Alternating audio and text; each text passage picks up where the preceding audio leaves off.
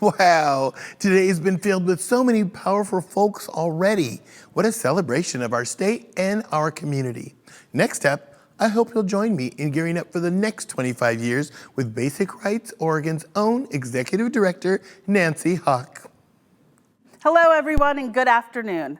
I'm Nancy Haque, Executive Director of Basic Rights Oregon, and I'll be honest, I cannot contain my excitement because we are here today celebrating 25 years of Basic Rights Oregon at our Oregonians for Equality Luncheon.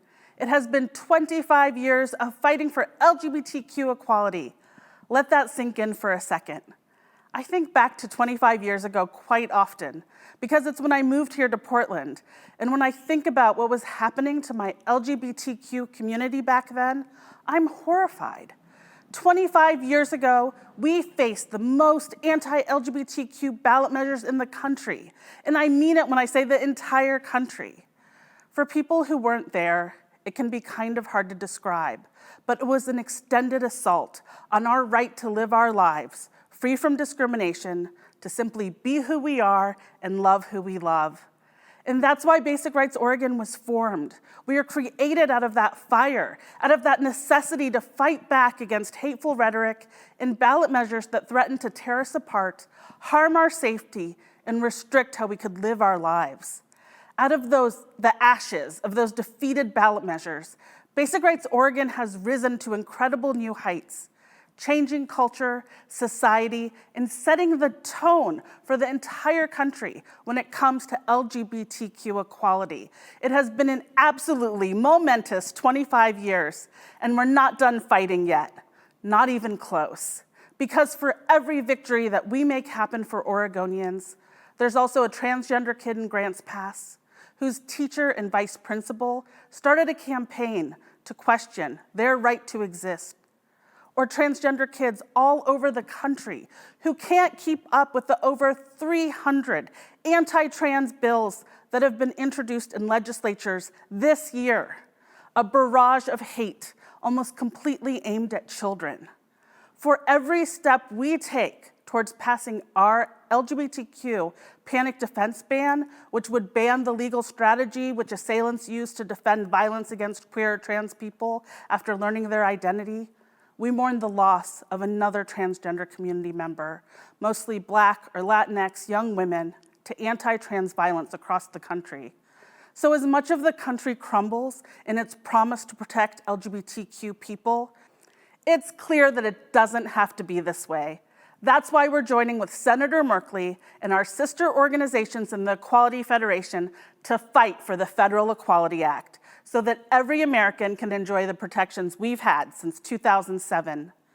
In Oregon, we fought through it. We created the blueprint for change, for building a safer, more affirming state through the power of solidarity and community. And we live in a time when we are reminded daily of the ways that justice is not being served to Black and brown communities. It is my hope that the lesson learned from Bro history is that we never doubt our power to make change, that we never doubt that we are stronger together, that we never doubt that our love is stronger than their hate.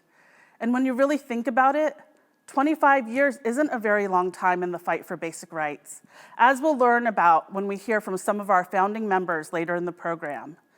So instead we ask, what can we do for the next 25, the next 50, the next 100 years?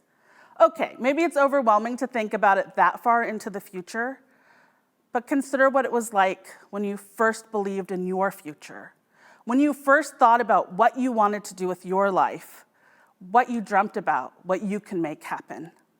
When we get asked, what are your plans for the next 5 years? I always answer that I want Oregon to be a beacon for LGBTQ equality, and we mean it. We always consider limitless possibilities for our community, for true lived and legal equality, because that's what we deserve, nothing less. That's what's informed our work this year during a pandemic when things looked and felt so hopeless. We've been showing up for consistent queer town halls full of resources, art, and community.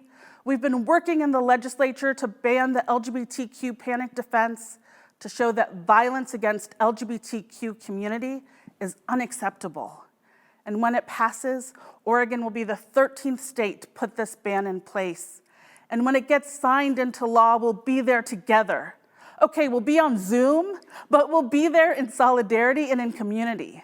Because together, we'll continue this fight for the next 25 years and beyond. So welcome to the kickoff event of our quarter century, where we'll learn from our founders, honor our elders, celebrate our champions, and remember where we came from. Thank you for being here with us today and always. This is our moment. This is our movement, and we will never stop fighting for you. Thank you.